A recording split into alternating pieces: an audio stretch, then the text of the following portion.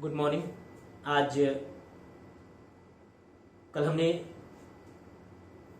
Looping jump statement के through looping start की थी। हमने एक नंबर प्रिंट कराया था 1 से लेकर के और 10 तक, और उस 1 से लेकर 10 तक के नंबर को प्रिंट कराने के लिए हमने इफ गो टू का यूज किया था। इफ आपको पता है डिसीजन कंट्रोल फंक्शन होता है और गो टू आपका जंप फंक्शन होता है, यानी डिसीजन कंट्रोल फंक्शन और जंप कंट्रोल फंक्शन को मिला करके हमने एक कंबाइंड स्ट्रक्चर बनाया था जिसने इटरेशन यानी रिपीटिशन का, लूपिंग का काम किया था। वास्तव में सी लैंग्वेज का जो कंपाइलर होता है वो लूपिंग के लिए 3 स्पेशलाइज्ड फंक्शन ऑफर करता है जिनके थ्रू आप लूपिंग कर सकते हैं। जिसमें पहला फंक्शन जो होता है वो होता है व्हाइल, दूसरा होता है फॉर और तीसरा होता है डू व्हाइल। ये तीनों की तीनों आपके लूपिंग कंट्रोल फंक्शन होते हैं। ऑल थ्रीज आर, ये तीनों जो हैं आपके वो लूपिंग कंट्रोल फंक्शन होते हैं। जिसमें जो पहला होता है वो एंट्री कंट्रोल लूप फंक्शन होता है, व्हाइल जिसको बोलते हैं। ये एक एंट्री कंट्रोल लूप फंक्शन होता है। दूसरा जो फॉर होता है ये आपका वन लाइन लूप फंक्शन होता है। और तीसरा आपका एग्जिट कंट्रोल लूप फंक्शन होता है। पहला आपका एंट्री कंट्रोल लूप फंक्शन होता है, दूसरा आपका वन लाइन या सिंगल लाइन लूप फंक्शन होता है, और तीसरा जो होता है आपका वो आपका एग्जिट कंट्रोल लूप फंक्शन होता है। एंट्री कंट्रोल और एग्जिट कंट्रोल का मतलब ये होता है कि एक ऐसा फंक्शन जो एंट्री पर आपके डिसीजन को, कंडीशन को चेक करे वो एंट्री कंट्रोल, और ऐसा फंक्शन जो बाहर निकलते समय आपके डिसीजन को या आपकी कंडीशन को चेक करे वो एग्जिट कंट्रोल फंक्शन होता है। फॉर को हम वन लाइन लूप फंक्शन इसलिए बोलते हैं क्योंकि एक ही लाइन में सब कुछ हो जाता है। और चौथा जुगाड़ फंक्शन जो होता है जिसको हम डिसीजन और जंप के द्वारा मिलकर बनाते हैं, उस चौथे नंबर पर रखते हैं इफ गो टू। इसको बोलते हैं jump plus decision control function use for iteration. ये आपका इफ गो टू, ये दो अलग अलग फंक्शन है, एक जंप है और दूसरा डिसीजन कंट्रोल फंक्शन है। इसको हम इटरेशन के लिए यानी रिपीटिशन के लिए प्रयोग करते हैं।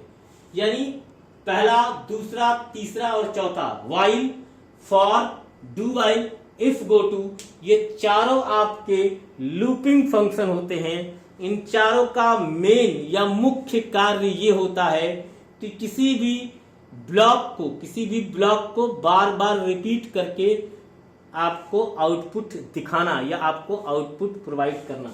जो कल हमने प्रोग्राम बनाया था रिपीट नंबर 1 2 3 4 5 6 7 8 9 और 10, इसको हमने इफ गो टू से बनाया था। आप लोगों ने देखा होगा, उम्मीद करता हूं आपको समझ में भी आया होगा। क्योंकि आप में से किसी ने कमेंट नहीं किया प्रॉपर, तो मुझे लगा कि आपको यह समझ में भी आया होगा। आज इसी प्रोग्राम को मैं तीनों के साथ व्हाइल, फॉर, डू व्हाइल और इफ गो टू के साथ बताऊंगा। बताते समय सबसे पहले मैं सिंटेक्स बताऊंगा उसका, उस लूपिंग फंक्शन का। उसके बाद सेम प्रोग्राम को मैं उसके साथ इंप्लीमेंट करूंगा। आगे कल के बाद आप मुझे, आज के बाद जैसे मुझे बताएंगे मैं वैसे पढ़ाऊंगा। लेकिन आज मैं आपको ये चारों फंक्शन, एक तो बता चुका हूं, तीनों से आपको बताऊंगा मैं। साथ साथ तीनों का पहले सिंटेक्स भी बताऊंगा, व्हाइल का, फॉर का और डू व्हाइल का।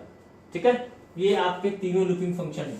इन तीनों का सिंटेक्स प्लस आपका वो क्या बोलते हैं कि सिंटेक्स के साथ साथ जनरली कैसे वो इम्प्लीमेंट होगा, इस चीज को मैं आपको चारों को बताऊंगा एक साथ, चारों का सिंटेक्स के साथ आपको बताऊंगा। प्रोग्राम वही रहेगा, 1 to 10 नंबर प्रिंट करना है, 1 से लेकर के 10 तक का नंबर प्रिंट करना है। सबसे पहले वाइल से बताऊंगा, जो कि एक entry level control loop function है, entry level looping iteration function है, इससे बताऊंगा। तो वाइल जो होता है आपका, इसमें वाइल में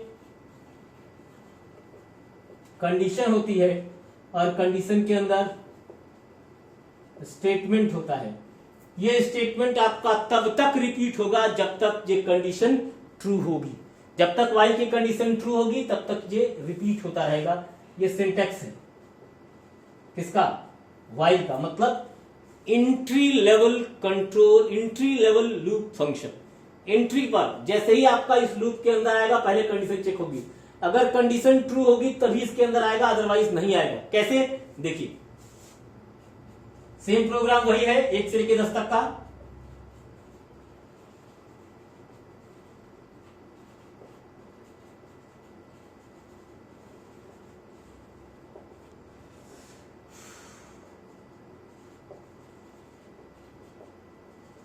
has include stdio.h, has include conio.h, void में, और हमने नंबर मान लिया INTN इक्वल 1, n की वैल्यू हमने मान ली 1।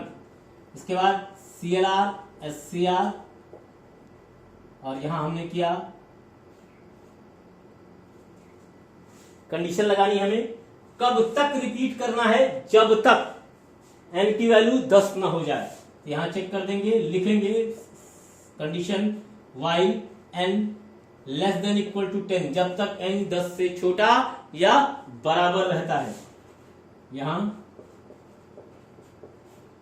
printf/n %d सिंपल n, और यहां n प्लस प्लस ब्रैकेट बंद गेट ch मेन प्रोग्राम। इसमें कहीं कोई प्रॉब्लम होगी आपको? आई डोंट थिंक कि आपको इसमें कहीं कोई प्रॉब्लम होगी। n की वैल्यू 1 ली है, स्क्रीन क्लियर किया है और चेक किया है n की वैल्यू छोटी है, बराबर है 10 के, यस।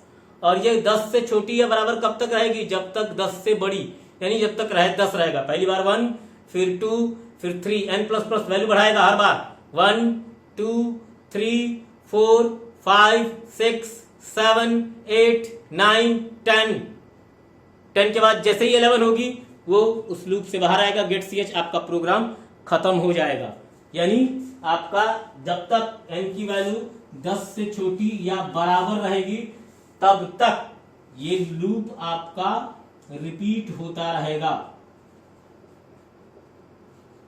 जब तक n की वैल्यू 10 से छोटी या बराबर रहेगी तब तक ये लूप रिपीट होता रहेगा आपका, ठीक है। अगर इसी को हम डू वाइल से बनाएं, यानी एग्जिट लेवल कंट्रोल फंक्शन, तो क्या होगा, देखिए उसका सिंटेक्स देख लीजिए पहले।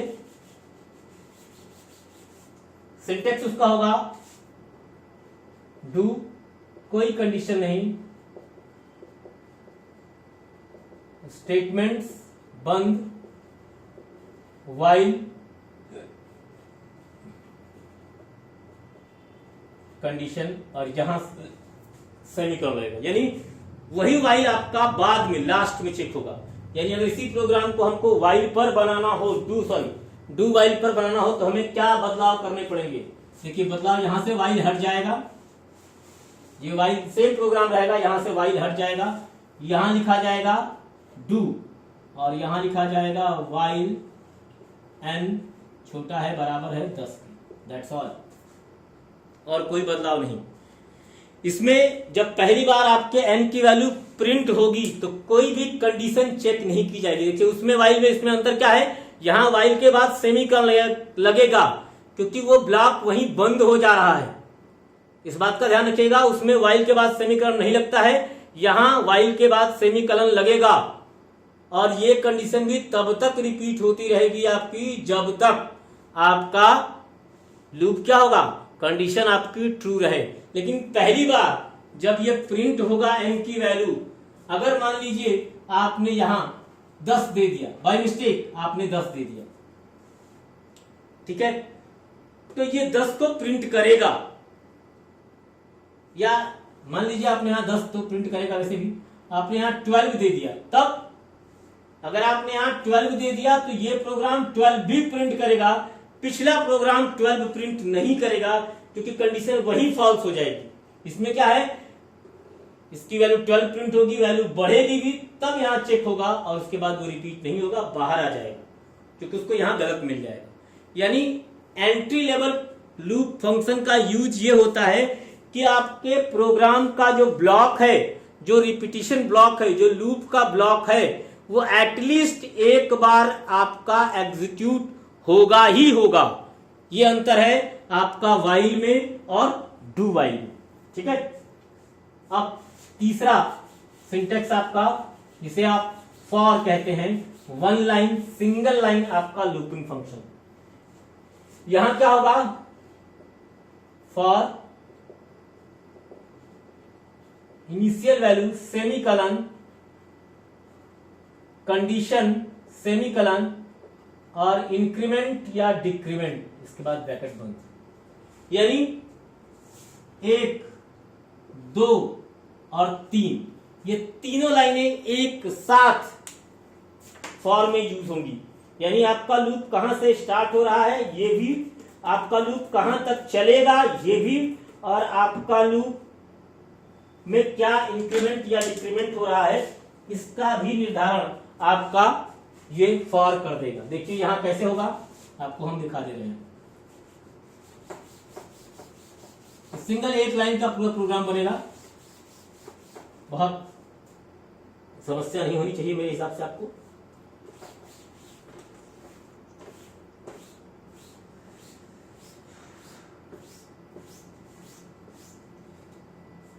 बहुत सिंपल है।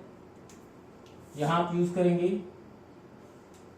फॉर int n = 1, n <= 10 और n++, यहां कर देंगे printf /n %d।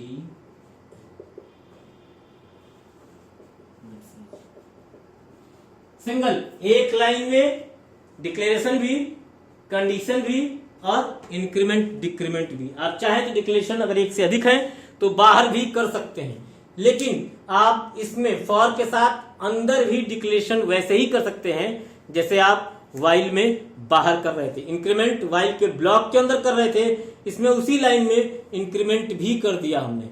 ये अंतर होता है आपका व्हाइल में, फॉर में, डू व्हाइल में और इफ गो टू से। इस प्रोग्राम को हम पहले ही बता चुके हैं। ध्यान रहे प्रोग्राम यही है कि write a program to print number from 1 to 10, 1 से लेकर के 10 तक के बीच का नंबर प्रिंट कराना है। और इसी प्रॉब्लम के लिए हमने आपको ये सारी चीज दी थी। आप अपने लिए एक प्रोग्राम बनाइएगा तीनों से, इफ से, व्हाइल से, डू व्हाइल से और फॉर से। मैं जो दे रहा हूं ये आपकी स्वयं के लिए दे रहा हूं, आपका होमवर्क, आप सेल्फ ट्राई कर सकते हैं। Web two print number from 10 to 1। उल्टा आपको 10 से, यहां 1 से 10 था, 10 से 1 तक का आपको प्रिंट करने के लिए प्रोग्राम बनाना है। प्रोग्राम क्या बनाना है आपको, 10 से लेकर के और 1 तक का नंबर आपको प्रिंट हो। और इसे आप तीनों से बनाइएगा, इफ से, व्हाइल से, डू व्हाइल से और फॉर से। लेकिन कमेंट मुझे कीजिएगा किसी एक से भी बना करके, ठीक है। उम्मीद करता हूं आज आपको प्रोग्राम समझ में आया होगा और आप प्रैक्टिस भी करेंगे, आप स्वस्थ होंगे, अपने दिन एंजॉय कर रहे होंगे किसी के साथ। थैंक यू, धन्यवाद।